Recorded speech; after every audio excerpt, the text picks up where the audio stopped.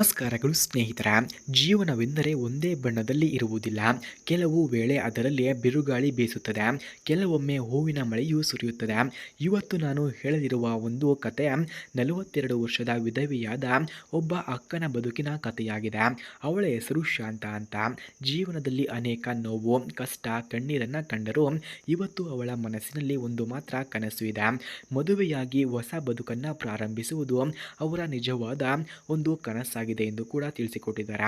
ಹಾಗೆ ಇವರ ಪೂರ್ತಿ ಜೀವನವನ್ನು ನಾವು ನೋಡೋದಾದ್ರೆ, ಶಾಂತರವರು ಮದುವೆಯಾದಾಗ ಅವಳ ವಯಸ್ಸು 20 ವರ್ಷ. ಗಂಡನೊಂದಿಗೆ ಅವಳ ಜೀವನ ತುಂಬಾ ಸುಖವಾಗಿತ್ತು. ಇಬ್ಬರು ಒಟ್ಟಾಗಿ ಕನಸನ್ನು ಕಟ್ಟಿಕೊಂಡಿದ್ದರು. ಒಬ್ಬ ಮಗುವು ಕೂಡ ಜನಿಸಿತು. ಆದರೆ ಅದೃಷ್ಟ ಎಂದರೆ ಕೆಲವೊಮ್ಮೆ ಹೃದಯ ಕಡೆಯೋದು. ಮದುವೆಯಾದ 12 ವರ್ಷದಲ್ಲಿ ಅವಳ ಗಂಡ ಅಕಸ್ಮಾತ್ ಹೃದಯಾಘಾತದಿಂದ ನಿಧನರಾದರು. ಆ ದಿನದಿಂದ ಅವಳ ಜೀವನ ಖಾಲಿಯಾಗಿ ಬಿಟ್ಟಿತು ಎಂದು ತಿಳಿಸಿಕೊಟ್ಟಿದ್ದಾರೆ. ಯಾರಿಗಾದರೂ ನಾನು ಇಷ್ಟವಾಗಿದ್ದರೆ ನಿಜವಾಗಿಯೂ ಕರೆ ಮಾಡಿಕೊಂಡು ಬನ್ನಿ ಎಂದು ಕೇಳಿಕೊಂಡಿದ್ದಾರೆ. ಹಾಗೆ ಸ್ನೇಹಿತರೆ, ಯಾರಿಗಾದರೂ ಇವರ ಫೋನ್ ನಂಬರ್ ಅಥವಾ ಅಡ್ರೆಸ್ ಬೇಕಾಗಿದ್ದರೆ ಮೊದಲು ನಮ್ಮ ಚಾನಲನ್ನು ಸಬ್ಸ್ಕ್ರೈಬ್ ಮಾಡಿಕೊಳ್ಳಿ. ಆ ನಂತರ ಜಾಯಿನ್ ಎಂಬ ಬಟನ್ ಕಾಣಿಸುತ್ತದೆ.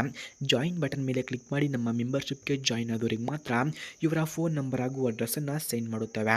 ಹಾಗೆ ಇವರ ಸಂಘರ್ಷಗಳನ್ನು ನಾವು ನೋಡೋದಾದ್ರೆ, ಗಂಡನ ಸಾವಿನ ಬಳಿಕ ಮಗುವನ್ನು ಸಾಕುವ ಜವಾಬ್ದಾರಿ, ಮನೆಯ ಖರ್ಚು, ಸಮಾಜದ ಮಾತುಗಳು ಇವನ್ನೆಲ್ಲ ಶಾಂತ ಒಬ್ಬಳೇ ಎದುರಿಸಬೇಕಾಯಿತು.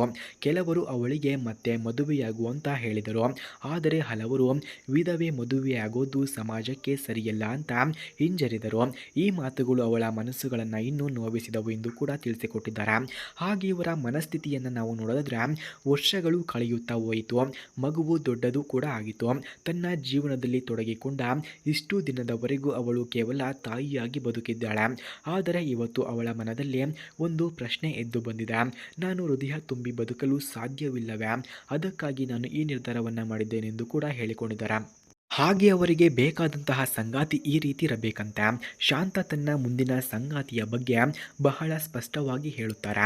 ಅವಳಿಗೆ ಬೇಕಾದವರು ಮೆಚೂರ್, ಹೊಣೆಗಾರಿಕೆಯುಳ್ಳ, ಹಾಗೆ ಕುಟುಂಬದ ಮೌಲ್ಯಗಳನ್ನು ಅರ್ಥ ಮಾಡಿಕೊಳ್ಳುವ, ಹಾಗೆ ಜೀವನದ ಎಲ್ಲ ಹಂತಗಳಲ್ಲಿ ಕೈ ಹಿಡಿಯಬಲ್ಲ ವ್ಯಕ್ತಿ ಬೇಕು.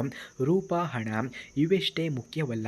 ಅವಳಿಗೆ ಮುಖ್ಯವಾದದ್ದು ಪ್ರೀತಿ, ಗೌರವ ಮತ್ತು ನಿಷ್ಠೆ ಎಂದು ತಿಳಿಸಿಕೊಟ್ಟಿದ್ದಾರೆ. ಹಾಗೆ ಇವರ ನೈಜವಾದ ಮಾತುಗಳನ್ನು ನಾವು ನೋಡೋದಾದ್ರೆ, ಅವರು ಹೇಳುವಂತಹ ಒಂದು ಮಾತು ಮನಸ್ಸಿಗೆ ಹತ್ತುತ್ತದೆ.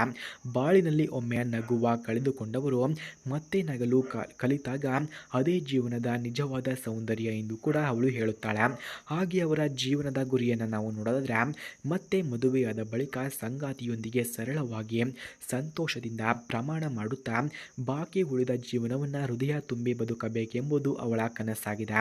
ಅಂತಿಮ ಆಹ್ವಾನ, ಯಾರಿಗಾದರೂ ನಿಜವಾಗಿಯೂ ಸಂಪರ್ಕ ಬೇಕಿದ್ರೆ ಬನ್ನಿ, ಶಾಂತರವರ ಬದುಕಿನ ಹೊಸ ಬಣ್ಣವನ್ನು ತುಂಬೋಣ. ಹಾಗೆ ಸ್ನೇಹಿತರೆ, ಯಾರಿಗಾದರೂ ಶಾಂತರವರ ಫೋನ್ ನಂಬರ್ ಅಥವಾ ಅಡ್ರೆಸ್ ಬೇಕಾಗಿದ್ದರೆ ಮೊದಲು ನಮ್ಮ ಚಾನಲನ್ನು ಸಬ್ಸ್ಕ್ರೈಬ್ ಮಾಡಿಕೊಳ್ಳಿ. ಆ ನಂತರ ಜಾಯಿನ್ ಎಂಬ ಬಟನ್ ಕಾಣಿಸುತ್ತದೆ. ಜಾಯಿನ್ ಬಟನ್ ಮೇಲೆ ಕ್ಲಿಕ್ ಮಾಡಿ ನಮ್ಮ ಮೆಂಬರ್ಶಿಪ್ಗೆ ಜಾಯಿನ್ ಆದವರಿಗೆ ಮಾತ್ರ ಇವರ ಫೋನ್ ನಂಬರ್ ಹಾಗೂ ಅಡ್ರೆಸ್ಸನ್ನು ಸೆಂಡ್ ಮಾಡುತ್ತೇವೆ. ಧನ್ಯವಾದಗಳು.